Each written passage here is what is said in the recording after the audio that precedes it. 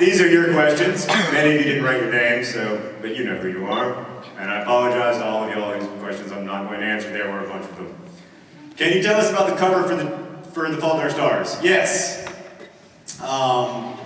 It was designed by Rodrigo Corral, a famous book cover designer, one of the most famous working today. And it has, I'm just going to quote he's 3 now, but he was 2 when he said this.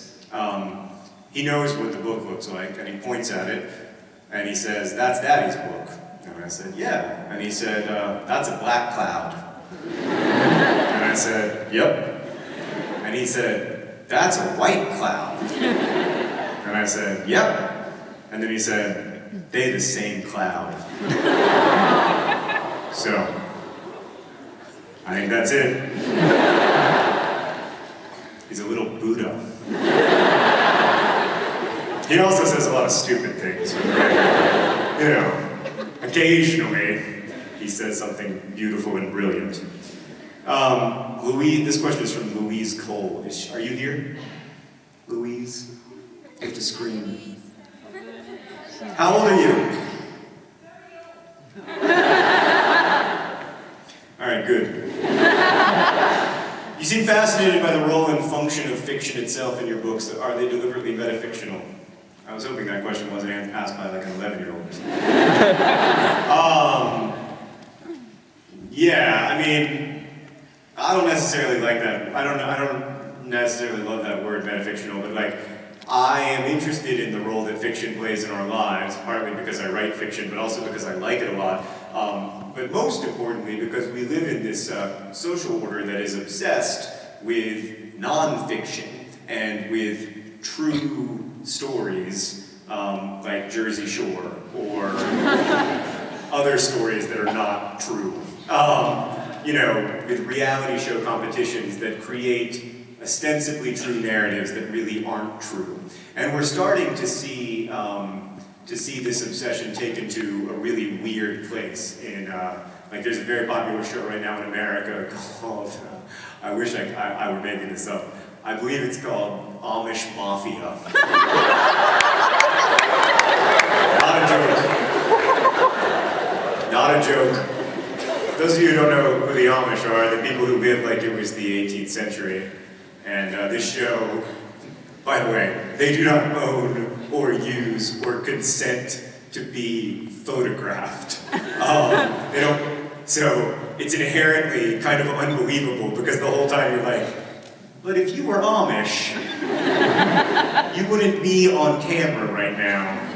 Anyway, there's this television show, it's like one of the number one shows on cable called The Amish Mafia, and it's all about the secret world of the Amish Mafia. Not a joke. And so we've reached that point in our obsession with true narratives but at the same time we recognize that we need fictions in order to keep going, so we've reached this point where we're just basically creating facts for the sake of trying to have a factual narrative that can be compelling in the way that fiction is. So I'm really interested to live in that world as a fiction writer, because I still believe that made-up stories are tremendously important. I believe that they shape the way that we interact with the biggest questions of civilization, and I also believe that they help us to feel unalone, and I also believe that they help us to live and imagine what it's like to be someone else. They help us to live through the consciousness of another person, which helps us in turn to understand that other people are really real, which helps us to empathize with them. That doesn't work as well in a lot of times when the story isn't made up. So there's something magical to me about a really compelling made-up story. And I try to write about that because I find it so interesting, I guess. I'm also trying to defend my work, you know? It's like the carpenter who makes chairs and then does little inlaid pieces of chairs, like inlaid pictures of chairs in his chairs to celebrate how great chairs are. This is from Jacqueline. I'm a newly qualified English teacher and would like to teach your books. Good idea.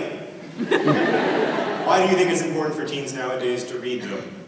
Well, because how else am I going to buy diapers? You know, I mean, do you want to go and potty train my son? No. When I was in high school, I read books. I read Chaucer and Shakespeare, and I read really broad Emily Dickinson, Toni Morrison, many classics of American and world literature. But I also read a lot of contemporary novels in class. We read Tony Kushner's Angels in America, and we read John Irving, and we read Philip Roth, and that was really wonderful to me to be able to read, to know that books were not just something that happened to dead white people. That books were also this vibrant, living thing still happening in our world. And when you lose touch with that, when fiction feels like something that happened to someone else, or merely that happened to someone else, you lose touch with the continuum of human experience, which is, I think, what so much of reading is about. It's also what Hank's Vlogbrothers video is about today, that none of you have seen. It's really good. Hi, John Green. Why'd you make me cry so much?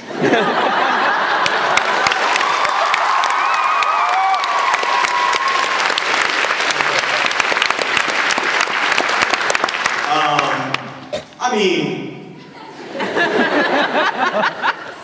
here's the thing, to be honest with you. I would come home every day when I was first writing The Fault in Our Stars, like when I was first going really well. It was really, my writing was going well for the first time in years. I would come home every day and I would make my wife, Sarah, read whatever I'd written that day. And I'd stare at her the whole time. And then she'd finish whatever 5 pages I'd written that day, and she'd look up, she'd be like, "This is really sad." And I would be like, "But it's funny though, right?" Because I wanted to write a comedy. And I still kind of think that I did. Like, it's a romantic comedy. Just usually the romantic, usually in a romantic comedy, the obstacle is like, oh, she's engaged to someone else, or, that's usually it, actually. But in this romantic comedy, instead of that being the obstacle is, like, death. So, I don't know, I didn't make you cry on purpose. I wanted you to laugh.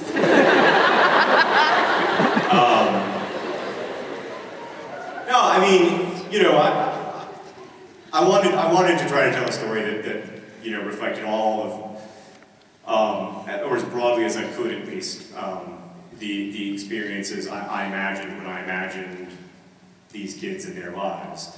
And it's impossible to write a novel that tries to grapple with the world as we find it without acknowledging the fact that all of us are going to die, and that a lot of the things that make us possible and make us interesting are the same things that make us temporary. And so I wanted to, be very upfront about that and forthright about that, and that, I think you pretty much know that from page 1. But I did really want it to be funny, so yeah.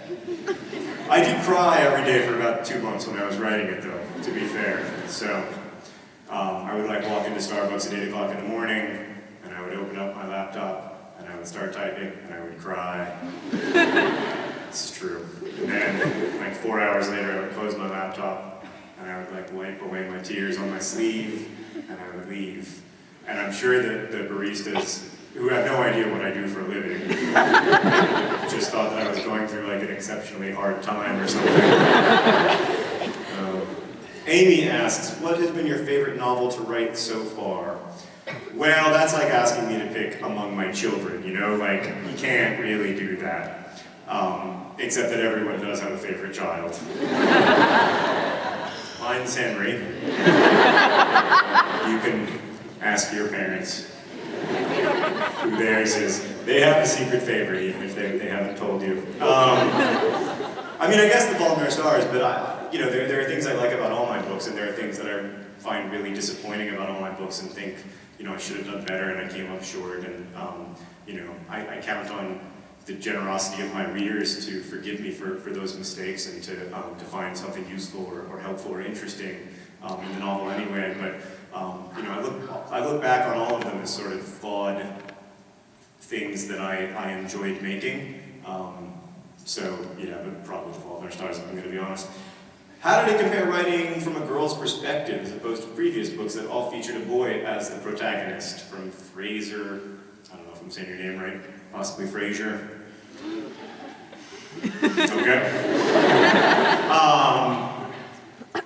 You know, I really wanted to write this book from a girl's perspective because too often in our literature, particularly American literature, these stories are about girls who are sick and who suffer and die, and their boyfriends who are healthy learn important lessons as a result of loving this weak, suffering, childlike girl, very innocent usually. And then we are led to believe, I guess, that the reason that this girl existed was so that this man could learn important lessons about gratitude. Well, that's a very patriarchal idea, needless to say. It also dehumanizes sick people tremendously to argue that the meaning of their lives is so that the rest of us can feel better about ourselves. And I really didn't want to do that. So I knew I wanted to write it from a girl's perspective. Initially, I was really intimidated by that, but when I started writing from Hazel's perspective, when I finally started writing that, when I wrote that first sentence of the novel, I remember writing the first sentence of the novel and then being like, turn off the internet, take your headphones out, and just try not to let that go, because that's what I've been waiting for it to sound like for 10 years. And when I started writing from Hazel's perspective, it became very specific to me, and it wasn't about writing about a girl, it was about writing from Hazel's perspective. And I felt a lot of empathy for her, and I felt, I felt like I could imagine her. So it's always the business of imagining other people. That's the great thing about writing. It's also the great thing about reading. That's what I love most about it, is that I get to be someone else for a while. So, thank you.